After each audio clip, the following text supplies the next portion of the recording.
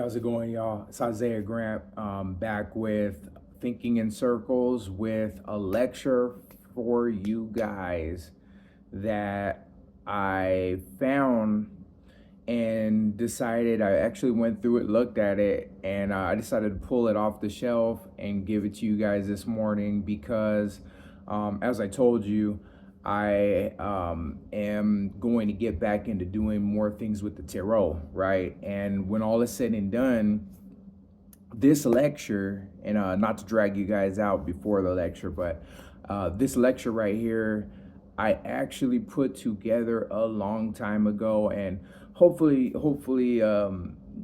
just as I'm a type of person, I'm gonna reach all of you guys and meet all of you guys judgment free. I'm not a judging type of person, because I know that we're all on a journey to achieve enlightenment, to achieve a knowledge of ourselves, but I made this lecture when I was at a time in my life when I was really doing bad. I was going through a really harrowing time, was living in the projects.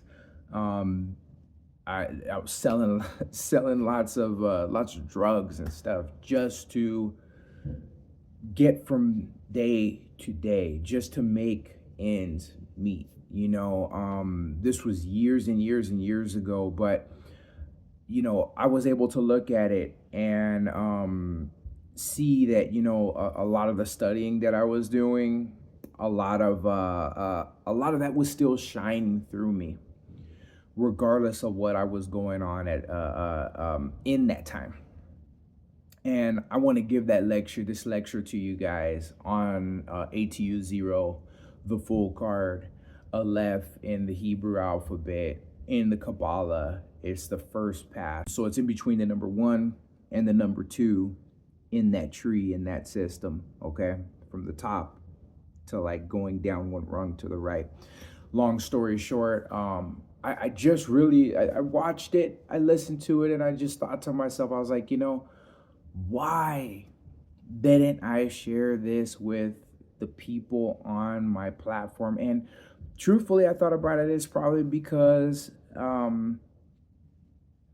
I was looking at the roots of where I was coming from during that time and my situations. And sometimes you could be your own worst critic. I'm definitely in a different time in my life. Not using, only things I ever did was smoke weed and drink, back in the days when I was doing my craziness or whatever. And I'm like, I've been clean for years, and it just shows me in a way, with this lecture that I'm about to show you guys, kind of where things started off and kind of like now where things are at. I'm nonetheless still struggling, still going through a lot, still going through a lot of issues, that are just related to the way the world, the way the world is right now, the way things in the world are right now in our particular cultural climate, political climate, economic climate, but also the power of the pure self, the power of the pure will, the power of the self to progress one along, and also to cause some amazing things to happen that guide one into a better life. Does the higher self promise you money, riches, and just a flash with the magic wand to just change all things so that you're, I'm a millionaire now, No. With the full card is continuously unfolding in one's day to day, in every second, because we don't know what's right around the corner. I'm just about to get out into the world and go and do some gig work, make some money, try to put some stuff together so that I can continue forward in what for me right now in life is survival, but I'm doing it in a different way. I remember during this time, without dragging out the comments too much more. Man, I was getting into fights in these projects. I was slanging. I was, there were times when I had to actually to get people to back up off my trade, to not hurt me, to and then sometimes the people I was living with, they would get into situations and I would have to help them, using firearms. It was craziness. It was absolute craziness. But I just think about that same spark that was growing in me, which is the full card. That same spark that was growing in me and doing everything that it could to progress me forward has brought me up until this point, and it's changed so much about me and will change so much about you should you continue to work with it. Should you continue to make the unconscious conscious, and we're all struggling to do that here, living in animal bodies, trying to become our best, trying to do our best. And if we think about even what Aleister Crowley had said, in that every man and woman is a child, you know, we tend to think in our minds, oh, I'm grown, I'm such years old, like nobody could tell me anything. But at the end of the day, a lot of times the things that we're doing are regressive. A lot of times we could be doing better, and a lot of times we're stumbling off of a precipice into the unknown, and we have to combat and we have to make answers for things that are happening as a result of certain falls into something that is purely spiritual, something that is purely mental, becoming material. We have to make allotment for that. We have to make changes in our routine for that. We have to make changes in our mind and in our actions in order to step to those things in the best way possible, to make sometimes lemonade out of nothing but pure lemons. Okay, so I'm gonna leave you guys with this lecture, Isaiah Grant with Thinking in Circles, and I have like a few more lectures that are kind of on the back burner that I want to present to you guys, but I didn't want to leave you guys without something to look at today. I didn't want to leave you guys without something to enrich yourselves with. And this one just happens to come from the past, now being brought into the future from that point in time, speaking about the whole timing of Aleph, the fool. But without further ado, I'm going to leave this with you guys. Isaiah Grant, Thinking in Circles. Please enjoy this. Please enjoy this, because this lecture came from a place of a lot of suffering, a time during a lot of suffering, a time during a lot that I was really, really going through. And looking back, I could say things have gotten a lot better, but still, here we are with the will and the woe of the day to day, And I know each and every one of us are going through something in an equal way. So without further ado,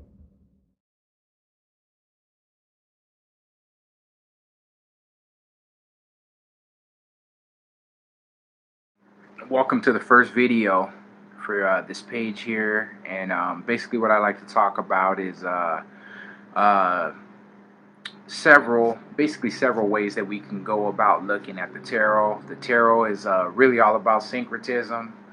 And when you get into the syncretistic ideologies of tarot, I mean, it calls for some foreknowledge. I mean, sometimes you can go back and forth and look up things that pertain to the keys of the tarot, but usually it's a better idea to have internalized systems that will lead you to truth and will help you to actually explain what it is that you're talking about, though. And I've listened to a lot of different broadcasts across the internet, and have read several books on the subjects of esotericism, be it Kabbalah. I've internalized that system, and it was not Gershom Scholem's variation, Kabbalah with the K. It is Aleister Crowley's variation, and it basically turns your mind into kind of like the closest version to a computer that I guess ancient, older time individuals had. You know what I mean? So basically, it's called the receiving. Kabbalah means receiving, and the thing about this receiving is that when you have internalized the systems, numbers have sympathies. You know what I mean? Certain colors have sympathies. I mean, you can put a lot of these ideologies I'm about to be talking about on a color wheel. You know, once you know the system and once you have a little bit more of an inkling, that's what I'm here to kind of give you to see to allow people to see how rich the interior, if you will, of the Temple of Solomon actually is. So we're going to talk about the first path on that royal road. First path if you're using the original Kabbalistic diagram, and I'm not talking about the one that gave out in Sefer HaYazira, but I'm talking about the one that that came to us kind of as late with that's comprised of 10 Sephiroth, 22 paths. Now, I'm also going to be, like I said, talking about alchemy, talking about all of these cards in the light of alchemy, in the light of Kabbalah. You know, these things will help to amplify what we're talking about. And when you're interpreting dreams as well, you know, when it comes to psychology, you know, it's about amplification of the dream material. How? By use of myths. Mythology is terribly interweaved into the symbolism of these cards. You know what I mean? So without further ado, I feel like I'm digressing, but I am on point though as far as what we're talking about. We could take that as like a little bit of an introduction. So the first card that we're going to talk about today, I'm going to edit these videos so there'll be actual professional placards that will be mixed in with these videos. But the first card that we're talking about today is, make sure you guys can see that, the Fool. Okay, the Fool is the 0 card of the tarot. Okay, tarot cards have a lot to do with numerology. You know, the numbers can speak out to you. And let's just talk a little bit about the design on this card. We see that the Fool, he's dressed in a greenish color, you know, which goes back to nature, which goes back to also the green color of Venus, which is love. You know what I mean? Orange is a color that represents Mercury as far as a divine messenger, and we also see it's very kind of hard to make out there, but there's a symbol of Thoth on that bag there. We also have a dog in the picture, which is a very lunar creature, speaking about some subconscious aspects that are calling from the past. So for the Fool, who is the spark of the divine, who is about to step into the manifested universe before it was manifest, because it is from this energy that all things are manifest, and all of us have the spark, which is why we have that yellow color inside of them, which is the Fool, which they term the Fool. Okay, now you have a white sun, a pure white sun, and I think this goes back to a saying that says that there is a sun, like no man has seen the true sun. Like, you know, you look up at the sun, you dang near get blinded, but the sun represents the more conscious aspects of man. It actually represents the masculine. If you look at alchemy, for instance, you know, even in Kabbalah, you know, sun, moon, sun being masculine, moon being feminine. Now, there is an aspect about this card that reflects into alchemical psychology, and that is the fact that the Fool is stepping forward and he's going to fall. It's the descent of spirit into matter. And even if you draw the letter A, you'll see that it has a pentagram-like shape, if you will. Now, this pentagram would be upright, okay, and that would represent the pure Fool. You know what I mean? It would represent the 4 elements crowned by the element of spirit, which we're talking about here. Even in the drawings on the Fool's attire, I'm going to show you that, because we're talking about spirit here, and this is what spirit is represented by, pure spirit. Actually, you'll see that these stars make up his the emblems on his clothing here. Okay, Those stars are 1, 2, 3, 4, 5, 6, 7, 8 pointed.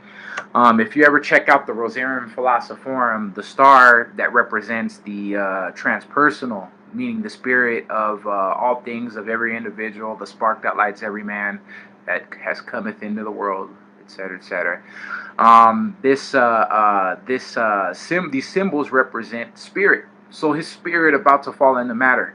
When you're interpreting dreams, when it comes to doing Jungian analysis, now I'm gonna throw a disclaimer out there. I am not a licensed Jungian analyst. I am not licensed in any way, but I've been studying material for years upon years. I mean, it was a way of helping me to untie a lot of these wires, and in my makeup, and getting everything straight, or things straighter than they were before. Okay. Long story short, here though, is that there are 7 phases of alchemy. You have calcinatio, you have solutio, you have conjunctio. These are not in order, by the way. You have mortificatio, you have sublimatio, you have there's another one, separatio, and then you have coagulatio. And then those different parts of the process actually lead to the completion of the stone. You know what I mean? And the stone is basically our essence. You know what I mean? It's bringing that the power of the pure light, which is what the fool represents, the pure spirit, into a formal essence. You know what I mean? And it definitely deals with conjunction of opposites, being male and female in their various forms. And that's what this Zero card represents, if you will, as an egg from which drops life, from which life is actually taken from. You know what I mean? And from whence all life is formed from. If you go into Chinese mythology, they had a being named Panku, which is, I think, where we get the whole idea of Pangea, where the world was one mass and broke apart. The same thing is happening with the idea of the full being one. It's zero, but it's one, because getting into some of the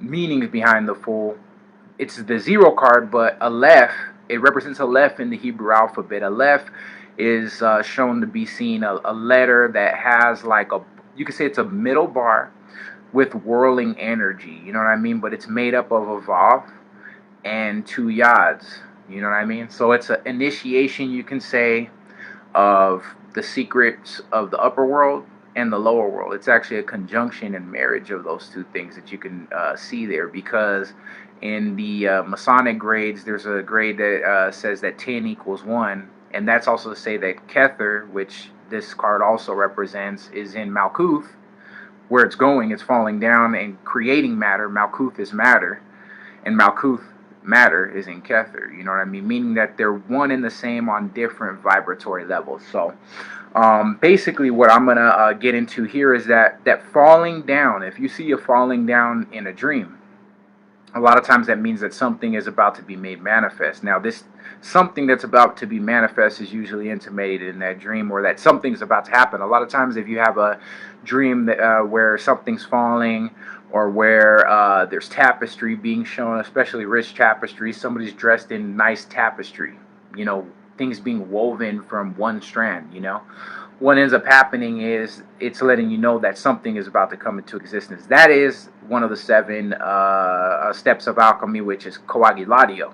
And you see coagulatio being almost enacted here in the Zero card, which is the Fool, letting you know that the number 1 dropped down and became all manifest things. Because if we could say that everything around us has a numerical quality, we will also go back and have to look at it and say that it's true that if everything is of numerical quality, it all comes from 1. So that's something big about this card that it doesn't really, people don't really talk about it. Maybe people see it but kind of brush over it. But that's the 9th phase of alchemy, is coagulation. You know what I mean? And coagulation happens when you have like, for instance, vapor.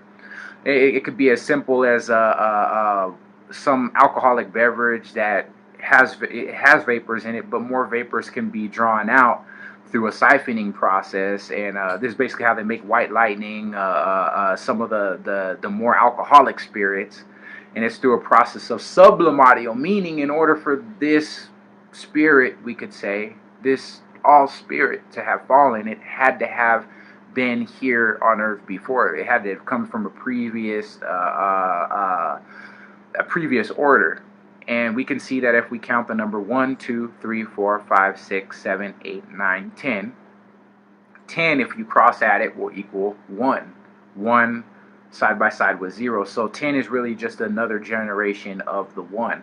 So we kind of see implicit in this whole setup now, and implicit in this whole idea of the full reincarnation, the fact that that which has passed on is a part of that which always was, and that which always was is coming into a state of incarnation. You know what I mean? So basically, the color that we have for this, as you saw here on this, is a pale yellow. And I like to refer my colors to a color wheel, because a lot of times you can look at the opposites. The polar opposite on a color wheel of this color will be purple color, and the purple color represents Luna. It represents the moon, and the moon is a representative of coagulatio once again, which is basically bringing fine vapors into a physical manifestation. You know what I mean? So when you see things once again falling in your dreams, or you see somebody arrayed in beautiful tapestry, beautiful robes, you know what I mean? And even these robes on the fool here in this picture, it's kind of fancy garb, you know what I mean? And he also has a rose that represents purity there, but also when you see roses, it represents love. It's also, roses represent consciousness, because the conscious mind, Erik Erikson, with his epigenetic principle, the epigenetic principle is basically the unfolding of psychology in various stages, and they basically present how can I say this?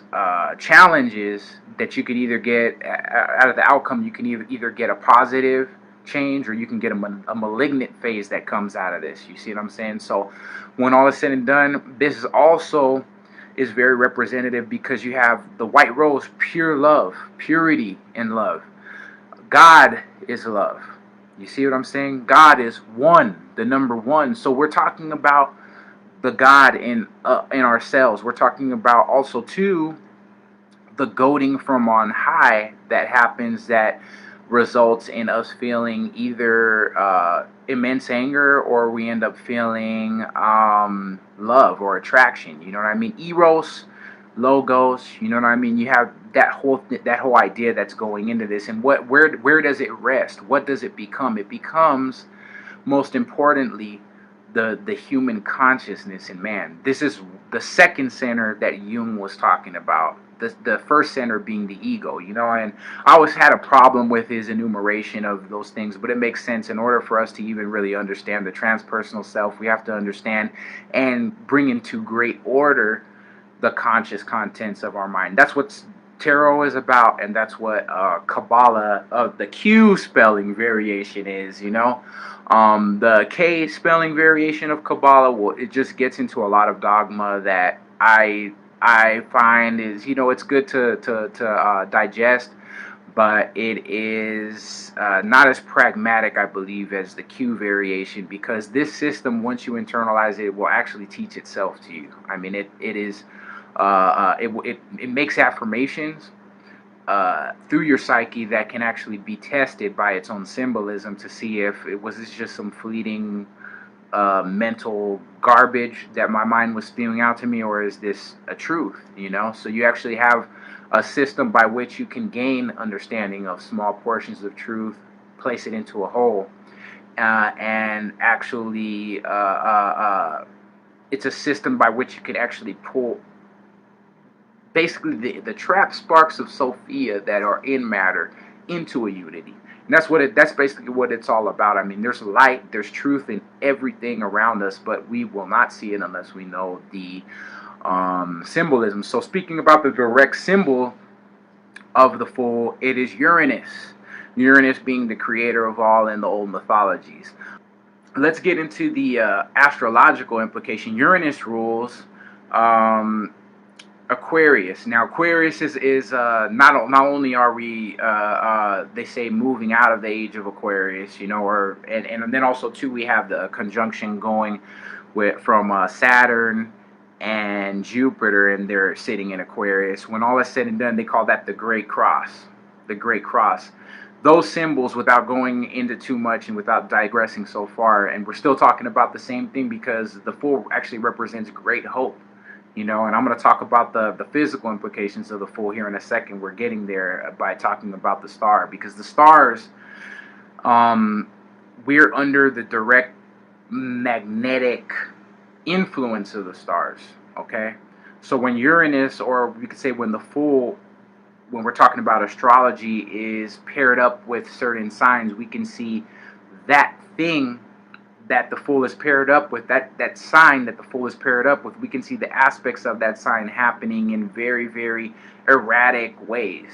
You know what I mean? And we can find that that those situations, for good or for ill, no matter how we choose to look at it, happening spontaneously. And that on Earth is what the Fool represents, is spontaneity.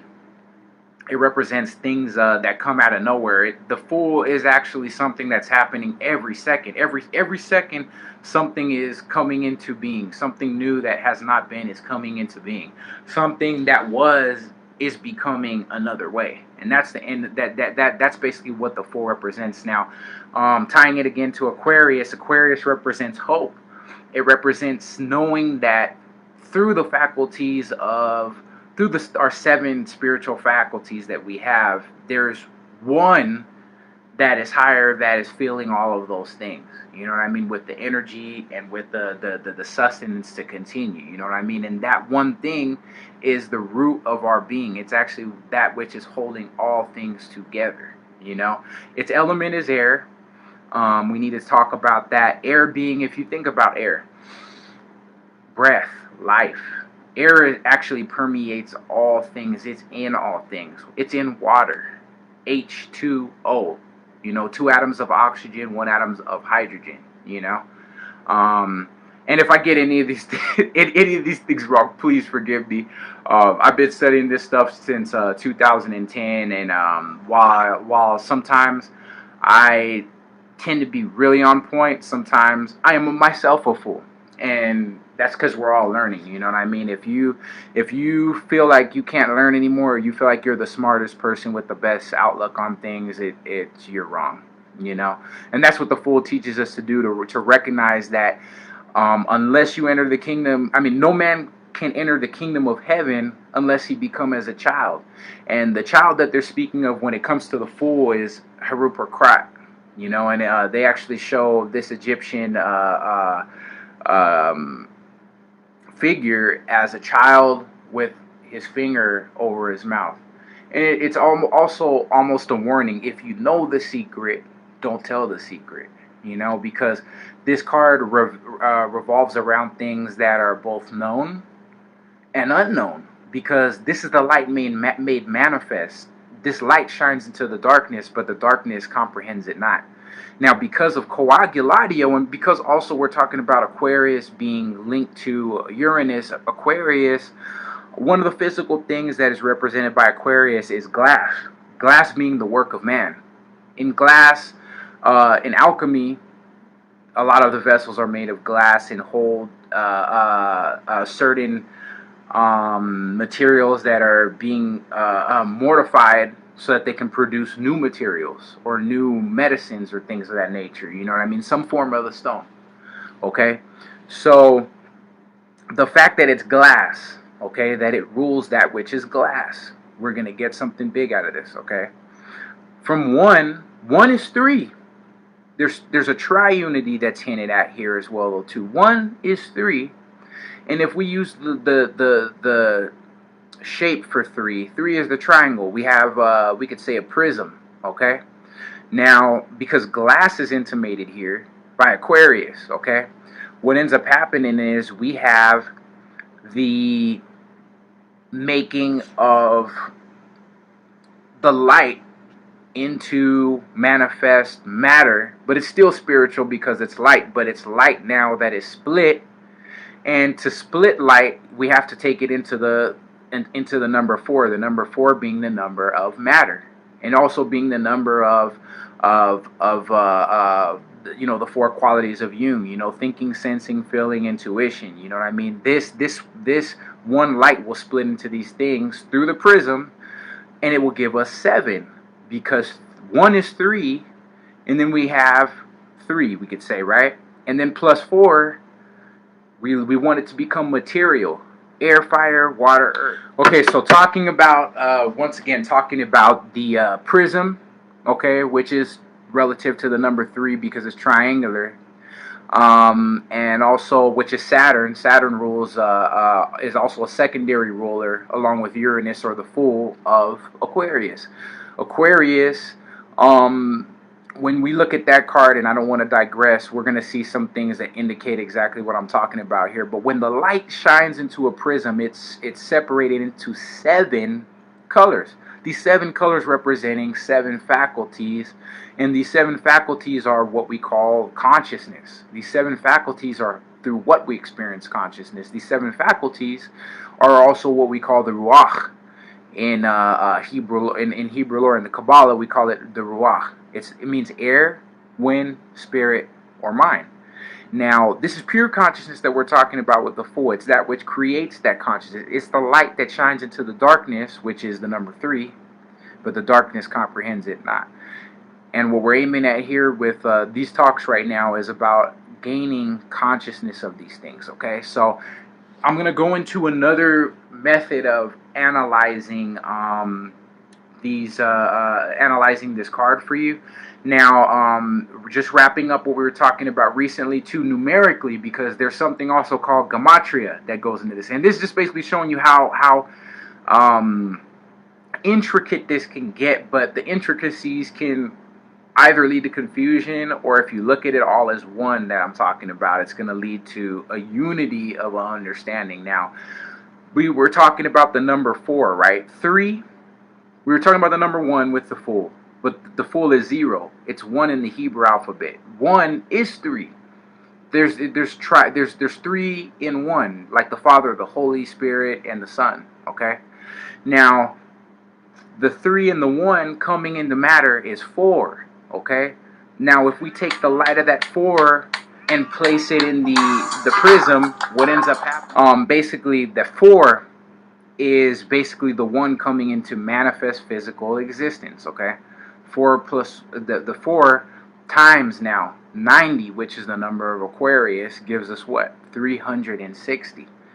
That 360 is a full spectrum of color, and I usually use the color wheel when I'm doing this type of thing too, which I'll probably pop out for the next talk, because I don't want to hit everyone with too much at once. They're gonna be like, man, this dude is crazy and he's killing me with all this stuff. So I'm going to make it easy for you guys. So what we're going to do is use a tool that nobody uses, and I don't know why the hell not, because if for these symbols there are letters, what I can basically do is utilize the power of those letters to elucidate through polarity, meaning I'm going to basically take the word for the Fool card is Aleph.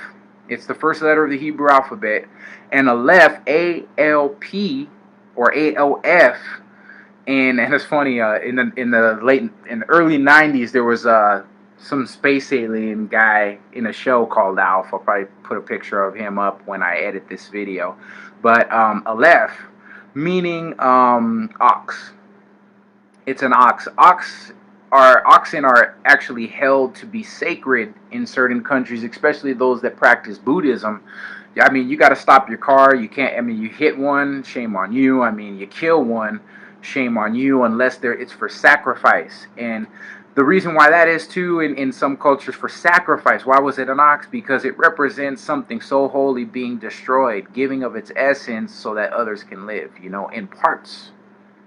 But it still represents the totality, because what you've eaten equals your life there. You get what I'm saying? So I'm going to use, and I would really suggest also trying to use Joseph Devlin, if you can get a copy of his anonym synonym dictionary, it would pay off in dividends, because his dictionary is it gives anonym and synonym for every word that you're going to want to look up. It's really straightforward. This book, I may have to kind of pull out some synonyms, but by creating a paradox, basically, we can get to more of an understanding, and that understanding is actually not going to be so apparent sometimes. You know what I mean? It'll hit you probably later if you think about some of these things that I'll read, but this would be a great way to end off what I'm going to be doing here. Okay, so for the first card of the tarot. So we're going to look up. So I said it was Aleph, right? And Crowley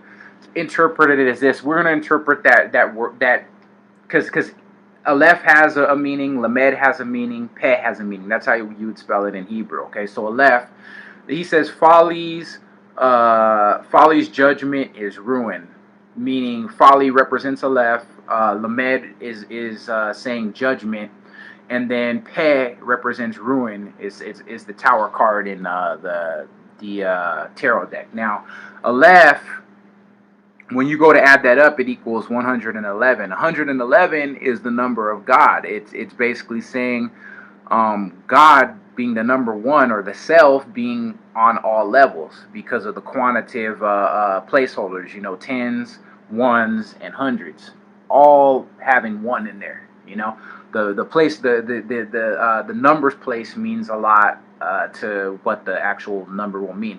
111, if you cross add that, 1 plus 1 plus 1 equals 3. So you have a triunity that is implicated there. You know what I mean? And what we're going to go and look at now is, what would some of the first things that came out of this dictionary be when we look at ALP or ALF, but we're going to look at ALP right now, okay? ALP, an elevation of land higher than a hill. See a mountain. Didn't we see the fool on a mountain? He was about to make the leap into matter, but that mountain is in the spiritual air. It's before anything was created. So it's the pregnant egg, or the pregnant womb of birth. It's that which bursts forth into materiality. It's that which is responsible for creating all things, and is all things at the same time. It wants to know itself through various things and various experiences. So this is something that we need to keep in mind about the Fool itself, the number one itself. It is in all things. We talked about that earlier. So the Alps, mountains, right?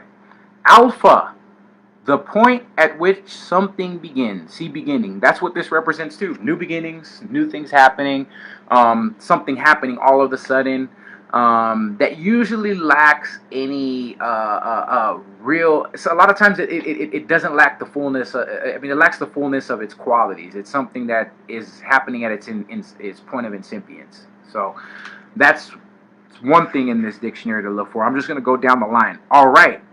Being to one's liking, satisfactory, and then the second description, not exposed to the threat of loss or injury. He is exposed to the threat of loss or injury. He's about to hop off the precipice into God knows what. Okay, okay.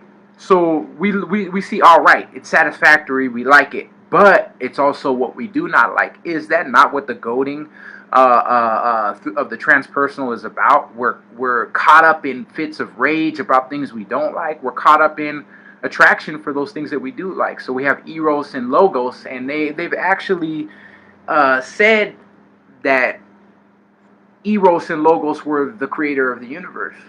So let's continue on here, okay? Alter, to make different in some way. See, change. And change has something to do with new things coming into being as well, though, too. So this is something else that we need to take into account with this reading here. Now, also, we have the word alter. Okay, we just read that, thirder. Alter means to remove the sex or organs of. Now, you got to keep in mind, an ox is usually a neutered creature. Now, you have to keep in mind the number one sits on the middle of the tree of life, which represents neither male or female, or inclusive of both sexual connotations. You see what I'm saying? So inside of itself, this spark or this unity, it has everything within inside of itself, all possibilities, you know. And that's why people say possibilities are ripe, you know. So basically, here's a few other things to wet your mind with here. We have alterable, capable of being readily changed, flexible, malleable, you know, and then also rigid. Uh, uh, when things are coming out of nothing, they're all always subject to much change, and that's our power because we have the choice to do this or to do that. You see what I'm saying? We have the choice. So this card and the energy in this card implies a lot about choice. You know what I mean? About free will, and this is really representing pure will. You know, which it's really all our jobs to discover what that is. You know what I mean? The closer you get to it, the easier life actually starts to become. You know, because you start to find roles that fit what your true will is actually about. So we're gonna continue. Alteration, the act, process, or result of making different. And this is also the act, process, or result of, because we have to look at the opposite. You always have to look at opposites when you look in books like this to get an understanding. It's also the making of something that is rigid, solid, and has no chance to change. You see what I'm saying? Or it seems that way because we're looking at everything that is in front of us is made up of triplicate unity. You know what I mean? You have positive, negative, and then you have a unity that's inside of all things. So that alludes to that in some ways. We also have,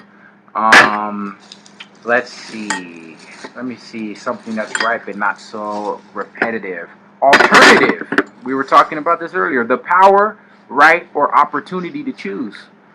So we're talking about pure will, true will.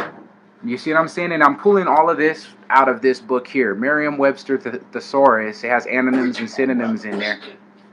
It has these things inside of here, man. So the thing is you'll always be able to pull some type of meaning if you understand the symbolic Hebrew language behind it. So I'm gonna give you a few more, and then I'm gonna terminate this and get on to a few others. So let me see. Altitude, the distance of something or someone from bottom to top. See height. So also too, we have measuring that's implicit in this. Measurement. If we know that everything around us is part of the one, then guess what? We have no reason to look anywhere else for an answer. Everything is one. The Muslim would say Allah is ahad, one. Ahad in Hebrew is the word for unity. So you have 1 plus 8 plus 4. Okay, that is 4, 3, 2. That's 13. 1 and 3, triunity. Okay, and 13 is also the number of change. So and then Aleph has also two. It's very good to note the word El in there. The word El is an old word for God, or denoting this or that. You know what I mean? Like alchemy, the Egyptian thing, or the black art. You know what I mean? Or the black thing. You know what I'm saying? Al. You see that word in Arabic a lot as well too, and it denotes God as being that which gives everything place. So that's what we're looking at with this card here. The opposite of this card, okay, is the universe, and the universe represents all physical things. You know what I mean? So the thing is that when you're learning tarot, when you're learning Kabbalah, you have to look at the opposites of things to gain more understanding of what it is that you're actually trying to look at. So we're gonna juggle the letters, okay? We're gonna look at PLA. So Pe, Lamed, Aleph. Remember, Aleph, or the key of the fool in Hebrew, is Aleph. Okay, so we're just going to jarble the letters. Still equals 111, so we should get the same type of energy. Okay, so let's look for PLA. Okay, PLA. Okay, so let's look for it. LMNO. PLA. Placard is a sheet being an announcement for posting in a public place. It's basically an open declaration. Okay. Now, the fact that there's an open declaration, it means that a secret is being openly told. A secret is being openly shown. Okay? But what's the opposite of that? It's a concealing. And that's what happens when the light shines into the darkness. The darkness is a veil. It can't be comprehended. You know what I mean? Or it can be comprehended if you understand the parts that lead back to the whole. That's symbology, and that's why I'm doing this here. So we're gonna go a little bit down more just to see what else we get here. Okay, placard, placate, to lessen the anger or agitation of. Goadings from the transpersonal can either make you happy, soothe you, make you feel great, or they can make you angry. You know what I mean? So this also lets you know what is being birthed from the transpersonal. This is the reason why certain things happen to people consciously. So let's continue. Place, the area, space occupied by intended for something. A scene, region, sector, or section. We also have the opposite of that: locale, locality, location, locus, point. And this is called the point. As a Platonic solid, it's a point. It's one. From the Platonic point, you get the line. That's when things are moving into a state of becoming. You know, anytime you put your pen down or to write something, that point is what this represents. The zero is also a point, but seen after a different manner. Okay. So let me see also what this says here. Let's go to another one. Placid, free from emotional or mental agitation. That's what goading from the transpersonal can do for you as well. And then also the opposite of placid is raging. You know, so we have two modes that this energy can place you in consciously. So it's something to think about more there. Let's see if we could find anything else that would be of help here. Okay, plane. The word plane, okay?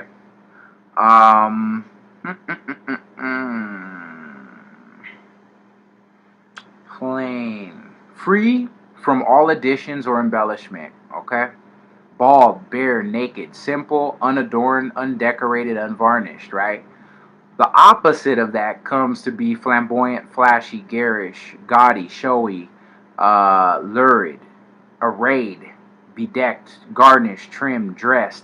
So the thing is even for us to see a picture like this of the one entity that we call the self or God or whatever else, right? Arrayed, decked out like this, even this is a anthropomorphic view of something that is purely spiritual, and it's done this way so that you can see and understand what this energy is about. It's not a guy falling from the sky, but it is representative of that which has created humans, because man was created in the image of God. God is a spirit and has not a body like man. Talking about the self can save you from some of the darkest times in your life, because you're going to remember the self when those times come up. And that's another thing that I'm doing this for. Another reason I'm doing this for, because there's no way that you cannot get hope from knowing truth. So that's what this is. That's what this whole thing will be about. And I forgot, before I end this, I'm actually going to have to read some excerpts about coagulatio, due to the fact that the alchemical process of coagulatio deals directly with ATU 0, which is the full, and it may elucidate some of the things that are happening in this process, because this is a process that's happening to anyone and everyone at any given time of their life. You know, from second to second, from millisecond to millisecond, something new is being birthed, something new is being planned, something new is being executed. So we're going to look at at LPA. We're just going to look at LPA. There's nothing that in the English language that will have that designation, but we can get the nearest thing to it here. So LPA, and then I'm going to read some excerpts, and then we're done here. LMNOP, so LPA, LMNOP, LPA, LPA, LMNOP. So give me 1 second here. LMNOP, let me see. Okay, so the first word I get here, and I'm just going to read it. A big often slow-witted person, an oaf, somebody that's stupid. What do they call this card? The Fool. Okay, it's somebody that's devoid of physical, material experience, meaning they might be naive. This could be a naive person. You know what I'm saying? But also too, you have to look at in life in order to be wise. And this card is actually in the wisest position almost to be. You have to become a fool.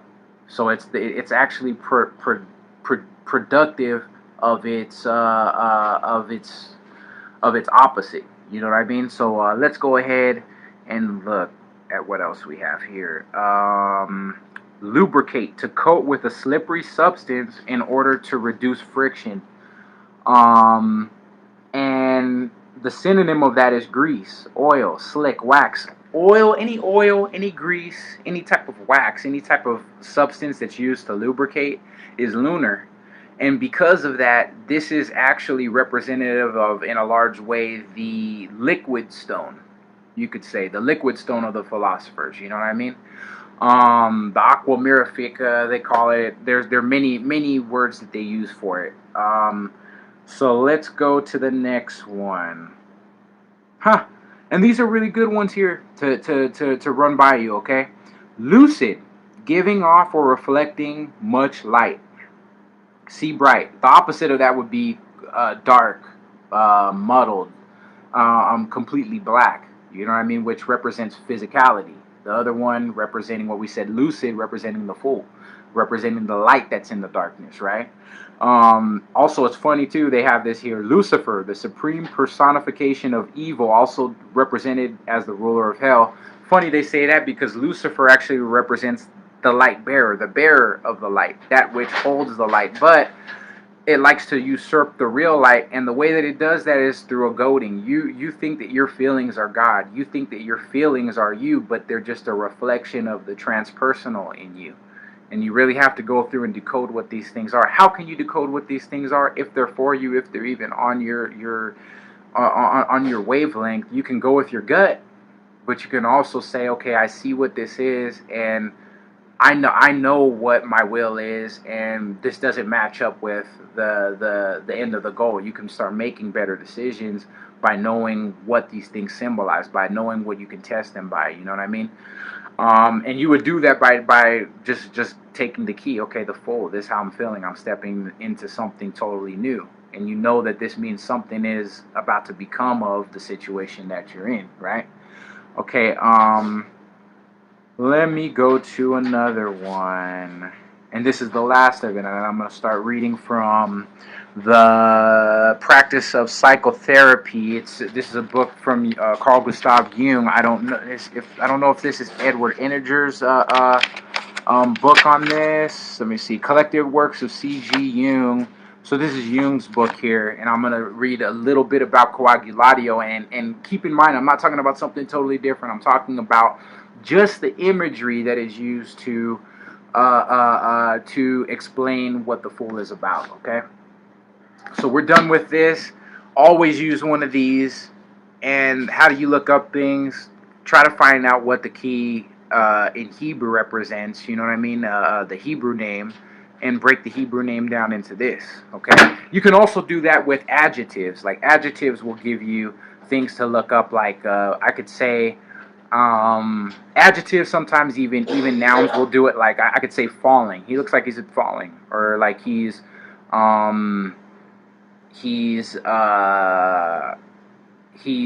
blindsided. You know what I mean? It looks like he might be about to make a blunder. I could look up the word blunder. Blunder has the idea of foolishness in it. You know what I mean? And then you could pick out things from the book that will amplify the meaning of the card, you know, and as you can see, the Merriam-Webster's thesaurus said, if you can read into what I'm saying, you know, and that's another thing, you have to have the ability to not look at the dead letter of things, not look at the anthropomorphic, you know, what's on the outside. Try to look deeper. That's what symbology will allow you to do. That's what the study of tarot, Kabbalah, alchemical psychology, etc. will enable you to do. You'll be able to pierce deeper. So let's go to this book here, and now we're gonna read some passages that I found that were pretty amazing on coagulatio, because that's actually what's about to happen. The spirit is about to be coagulated into matter. Okay, in this picture here. So this is what the picture for coagulatio looks like from this book, and I'll be sure to put a better image in here to make sure it's straight for you guys here. So that's the picture of the homunculus, or the spirit of the queen, Sol and Luna, which represent the conscious and the subconscious mind. And keep in mind, this is a hermaphroditic character. So is the fool, because it's undifferentiated spirit. It hasn't been brought into matter yet. So that's what the fool will actually represent as well, though, too, because it's spirit going back into matter. And this is matter that's already been dead, meaning the fool represents the continuation of lives, meaning that spirit is actually the most fine distilled portion of all that has lived. Okay, so we're talking about the changing of ages, the renewing of ages, etc. So let me read this. Okay, give me 1 second. So the text, and this is called the Rosarum Philosophorum. I'm referring to the 10 pictures of the Rosarum Philosophorum while doing this here. The text of the Rosarium continues with a quotation from Morianus, who's a philosopher. Despite not the ash, for it is the diadem of thy heart. Despise not the ash, for it is the diadem of thy heart. The diadem refers to a scepter that the king used, or the crown. Okay, it refers to kingship. And truly, this is the King of all kings that has created our conscious faculties being the crown, okay? And also represents the heart, okay? Truly, actually, in Hebrew, lavav means heart, and I think also gold, because the golden center actually represents the conscious mind as well, though, too. So let's continue here. This ash, which represents the physical body, the inert product of incineration, and also too because this is a spark. This is something of fire that sets this about, but it's air, okay? Refers to the dead body. The admonition establishes a curious connection between body and heart, which at the time was regarded as the real seat of the soul, okay? The body and heart were regarded as the real seat of the soul. So the fool is basically sliding into his seat from the precipice above. The diadem refers, of course, to the supremely kingly ornament. Coronation plays some part. Coronation, the word coronation doesn't just mean crown, corona in Mexican. That goes back to the Latin, crown. But coronary disease, that's for your heart, right? So listen how these words play. Coronation plays some part in alchemy. The Rosarium, for instance, has a picture of the Coronatio Mariae, signifying the glorification of the white moon purified body. The text then quotes Senior as follows: concerning the white tincture, when my beloved parents have tasted of life, have been nourished with pure milk, and become drunk with my white substance, which is the full again, the white substance, and have embraced each other in my bed, they shall bring forth the son of the moon, who will excel all his kindred. Excel all his kindred. Make them quick. Make them quick-witted. Make them wise. So, continuing now.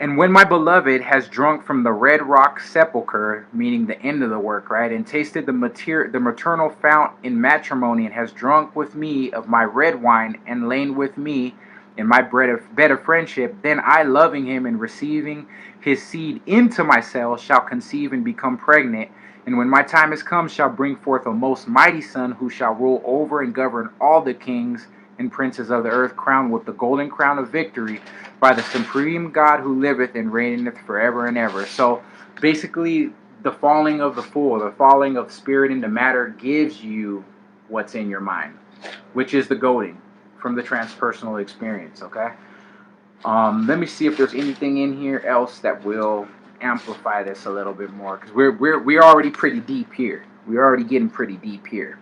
Okay. So I'm going to read another part of this book here. It says, I am the crown wherewith my beloved is crowned. Think about that, what I just said earlier, right? In another way. So that the crown serves as a connection between mother and her son lover. They're getting into the mystery of Oedipus here.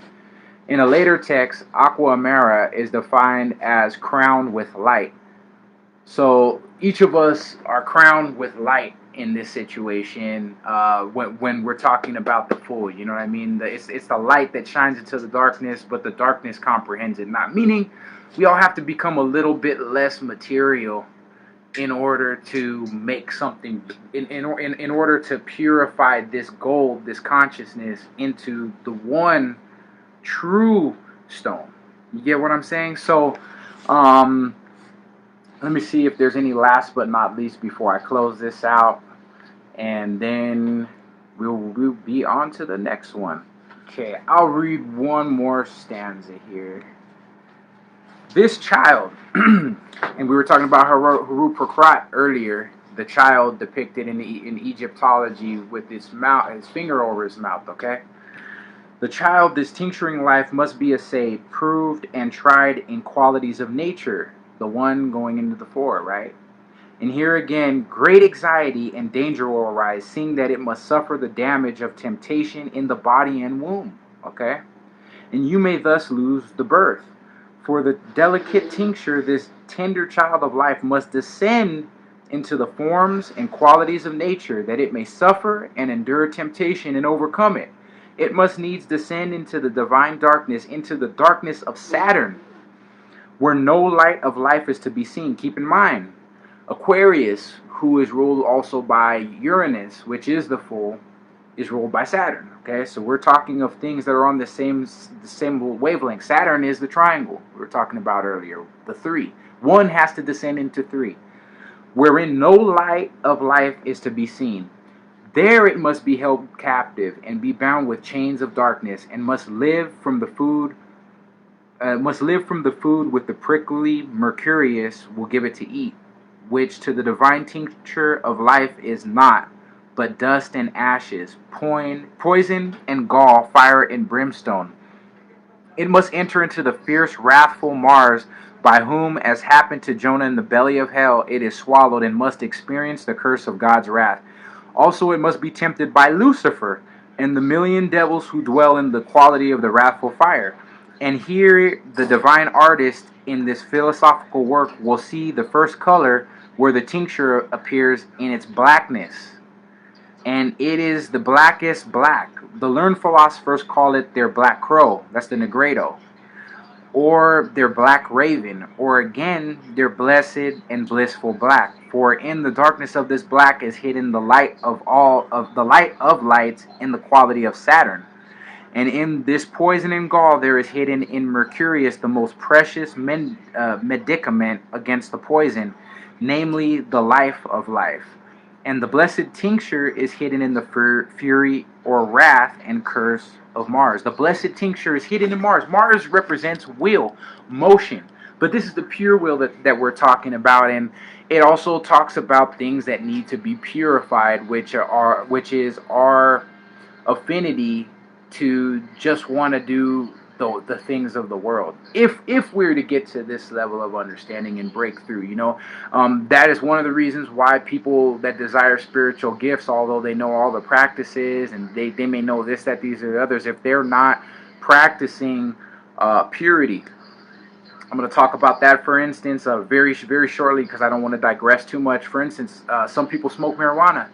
I smoke for problems in my joints, my bones, and stuff like that every now and then. And when you do that, a lot of times you're creating a thicker veil on your subconscious, so you don't have quick access to your dreams. There's other ways now to get to it. You can do active imagination to receive visions. You know what I mean? You can do crystal ball gazing. There are things you have to do more consciously, because your consciousness, that light, is covered with darkness because of vices. See? So it's a matter of transmuting in all of this study. It's a matter of transmuting vices or lower things into virtue. It's a matter of transmuting lead into gold. And it's kind of crazy. Like, yeah, how could a spark become everything that's here? I'm gonna say like this: it's the same way that a caterpillar can go into a cocoon and become a beautiful butterfly. It's through self-sacrifice. It's through understanding of alchemical principle. You know, it's through embodying those principles, and that's how even that animal is able to do that by nature, because nature gave it that inclination. And truly, everything in nature is doing that. When you see things that are dying on the side of the road, on grass somewhere, they're basically giving nutrients through the decomposition process to things that are to grow later. You know what I mean? They're also giving food for other critters that are about to come up off the carrion. So, I mean, that's a real crude way of looking at this, but this is just another look at tarot through the eyes of syncretism and through a very syncretic look at it. This was the Key of the Fool ATU 0. Hope you've enjoyed this. I'm going to try to keep each and every one of these lectures to an hour. And if you guys have any questions, feel free to write them in the comments, and I will reach out in kind. Next, we will be talking about ATU 1, which in the Kabbalah is actually the number 2, and the number 2 being the image of God. We're going to get into what the image of God is and what the original man also was like. Adam Kadmon, we could call him. We could also call that original man the Christ as well, Yahushua.